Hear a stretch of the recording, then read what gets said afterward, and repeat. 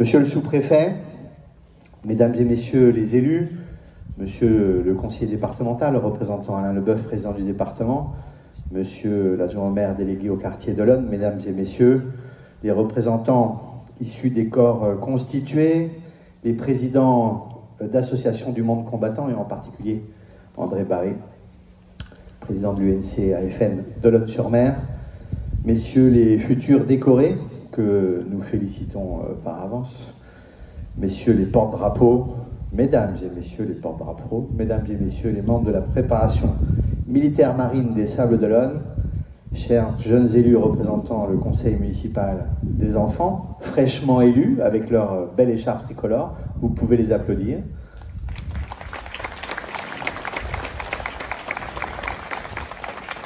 Chers élèves des classes de défense, des collèges Jean Monnet, Paul Langevin, chers cadets de la défense, cadets de la sécurité civile que nous accueillons pour la première fois et que je remercie aussi de leur présence, chers représentants de l'armée de terre, on a la chance d'avoir un piquet, merci d'être avec nous, merci aussi à l'harmonie, à l'orchestre d'harmonie et des Sables d'Olonne, à la musique dirigée par monsieur Van Deslar. C'était hier, 10 novembre 2024, et c'était il y a 106 ans, le 11 novembre 1918. Une foule, une houle, une marée humaine compacte, envahissant les rues, les places, les jetées, unis dans la liesse et la ferveur, des drapeaux tricolores qu'on agite, des yeux brillants et des larmes de joie, la communion de tout un pays, de tout un peuple, acclamant ses héros. Oui, cette émotion unique de l'armistice de 1918, célébrant la fin de la Grande Guerre, nous l'avons un peu touché du doigt hier, en célébrant non pas le retour de nos combattants, mais le départ de nos marins du Vendée Globe. Autre registre, autre époque, bien entendu, mais qui nous donne à ressentir et à comprendre ce que fut et ce que demeure cette même unité de cœur et d'âme d'un seul peuple qui se retrouve ensemble et qui se retrouve lui-même. Avec le temps qui passe et les témoins qui disparaissent, la Grande Guerre de 14 et l'héroïsme de nos poilus pourraient finir par s'oublier. Comme la guerre de 100 ans, cette guerre d'il y a 100 ans ne serait alors qu'une page d'histoire, en espérant que l'école l'enseignât encore. Et pourtant, ce sont nos grands-pères qui y étaient. Et pourtant, il serait indigne qu'ensevelis dans la tranchée, il le soit aujourd'hui dans l'oubli. Et pourtant, quand ils sont partis, ils avaient votre âge, jeunes gens. Et ils ont encore tant à nous dire. Voilà pourquoi, plus que jamais, nous devons, et nous avons raison, de célébrer le 11 novembre. Parce que c'est un hommage à ceux qui se sont battus pour nous permettre aujourd'hui d'être des Français libres. Parce que malgré cette guerre de 14 et cet armistice qu'on croyait les der des der, la guerre est de retour aujourd'hui, partout, à l'extérieur comme à l'intérieur. Et pour transmettre enfin à nos enfants le prix et l'esprit de l'armistice, cette paix que l'on gagne au bout du combat. Pour hier, pour aujourd'hui et pour demain, il est bon que nous soyons ici réunis devant notre monument aux morts de l'Aune, comme partout en France où on se rassemble comme une famille. Gardiens solides des liens des vivants et des morts. Un hommage à nos soldats, tout d'abord. En 14, quand la guerre se déclare, ils pensaient partir pour quelques jours et vite revenir victorieux du front de l'Est. Quelques semaines, 80 jours, le temps d'un Vendée Globe. Mais la guerre dura 4 ans, 4 longues années, le temps qui sépare le départ de 2 Vendée Globes. Plus longue que prévu, elle fut aussi beaucoup plus meurtrière. Sur chaque monument aux morts de chaque village de France, la longue liste des noms montre combien cette guerre a touché chaque famille, chacune de nos familles, sans exception, et marqué pour toujours l'histoire personnelle, familiale, communale, en France, en Europe et dans le monde. Plutôt que des chiffres ou des statistiques, pensons à des visages.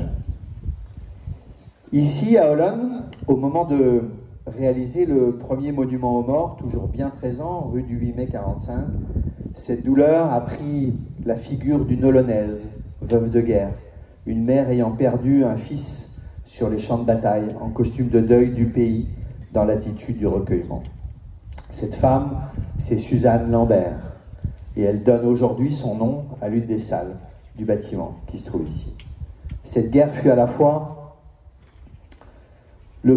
la première des temps modernes, par sa violence, sa déshumanisation, sa défiguration, sa décimation de toute une génération qui marqua véritablement l'entrée du XXe siècle de fer et de feu, d'idéologie meurtrière, de solution finale.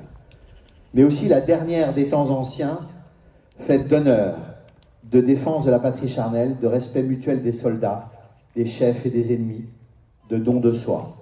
Pensons à ces pages magnifiques, comme des fleurs qui poussent même en enfer. Charles Péguy, grand poète national mort aux premières heures de la guerre, déclarant « Heureux ceux qui sont morts pour la terre charnelle ». Clémenceau, le Vendéen, recevant le bouquet des soldats vendéens cueillis dans les tranchées et qu'il reçoit, les larmes aux yeux, et emportera dans sa tombe. Les fraternisations de part et d'autre de la ligne ennemie, entre Français et Allemands, le soir de Noël. En hommage à ceux qui se sont battus, honorons nos morts, fleurissons nos cimetières, arrêtons-nous à nos stèles. Ils sont les membres de notre famille. C'est un devoir pour hier, mais c'est un devoir aussi pour aujourd'hui. Parce que, malgré cette guerre de 14 et cet armistice qu'on croyait les derniers, la guerre partout est de retour, aujourd'hui, à l'intérieur comme à l'extérieur.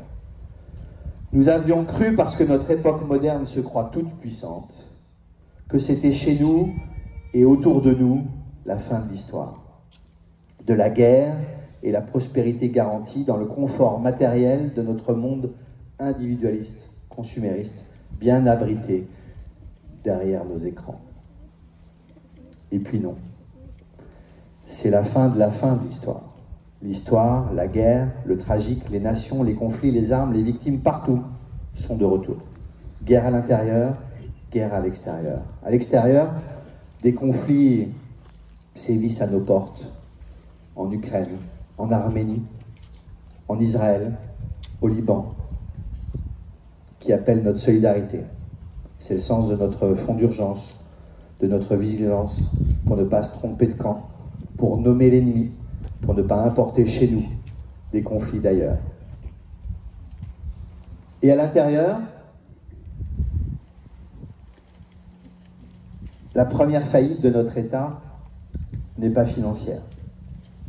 Et Dieu sait dans quel état sont nos finances publiques à l'échelle nationale. La première faillite est probablement plus identitaire, régalienne, sécuritaire. Et quand une autorité disparaît, malgré le courage des personnels dévoués à l'ordre républicain qui sont devant moi aujourd'hui, quand une autorité disparaît, c'est une autre qui prend la place. Entre mexicanisation, libanisation, islamisation, la France est attaquée et il est temps que la peur change de camp. Nous le devons au colonel Beltrame, à Samuel Paty, à Dominique Bernard, à Lola, à Philippine et à tant d'autres chaque jour.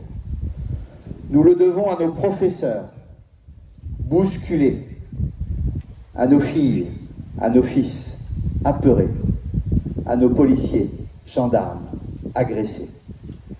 Cette guerre, d'un type nouveau, nous devons la mener au plus haut niveau de l'État. Et je compte avec grande confiance sur notre ministre vendéen de l'Intérieur pour la conduire avec une main de fer dans un gant de fer. Nous devons la mener aussi, ici, chez nous. Et vous savez pouvoir compter sur moi. Avec notre police municipale et les efforts que nous conduisons en parfaite collaboration entre les magistrats du tribunal et du parquet des Sables-d'Olonne, la police, la justice, la gendarmerie, dans le respect d'un art de vivre à la Sablaise, d'un art de vivre à la Vendéenne. Ici, au Sables-d'Olonne, vous le savez, les délinquants, les communautarismes ne sont pas les bienvenus. La ville sera toujours du côté des victimes, vous le savez, car c'est cela de vouloir, de chérir, de garder, de conserver, de transmettre la paix si chèrement acquise par nos aïeuls, par nos aînés, par nos pères et nos grands-pères. Un 11 novembre pour se souvenir, un 11 novembre pour rester en alerte, et enfin, un 11 novembre pour transmettre à nos enfants, à vous, la jeunesse sablaise, un triple message: l'esprit de combat, l'esprit de victoire au bout du combat, et l'esprit de paix au bout de la victoire. Gagner la guerre est une chose, mais il faut aussi savoir gagner la paix. C'est-à-dire créer les conditions que la guerre ne couve pas et ne se rallume pas à la moindre étincelle. Pour cela, il existe des outils, des initiatives, des armes pacifiques, celles-ci, inoffensives et pourtant efficaces.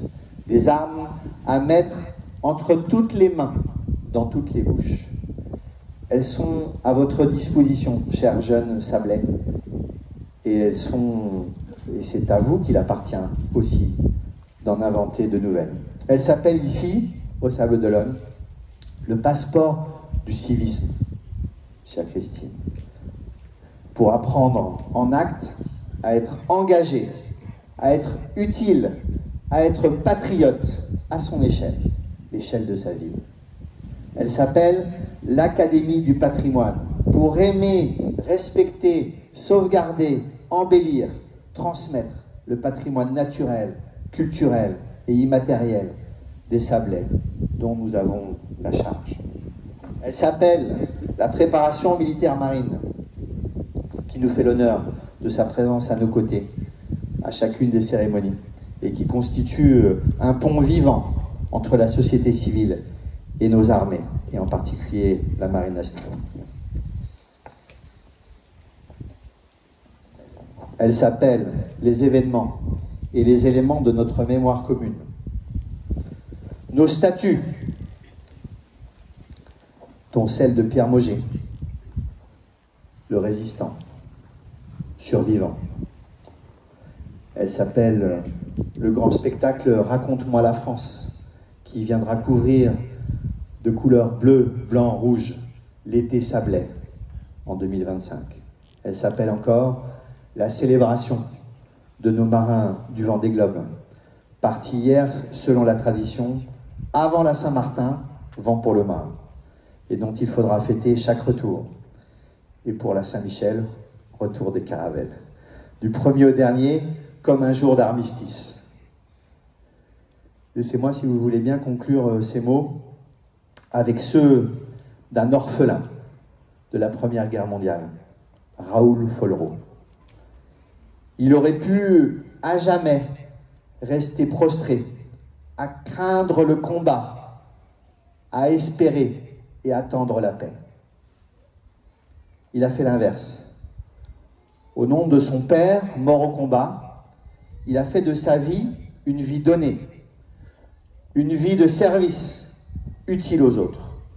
Face À l'épidémie de la lèpre, il a répandu une épidémie de charité. Épris de combativité, de patriotisme, de sens du service des plus faibles, convaincu que la paix se gagne au bout du combat, voilà le testament qu'il laisse à la jeunesse et le message qu'à mon tour, je vous adresse. Acclamez ou dénoncez, soyez conquis ou soyez indignés, mais jamais neutre, jamais indifférent, jamais passif, jamais résigné. Faites quelque chose de votre vie, soyez vous-même et vous serez victorieux. Que vive notre jeunesse combattante et combative d'hier, d'aujourd'hui et de demain. Que vive la paix au Sable d'Olonne, que vive la République et que par-dessus tout, vive la France!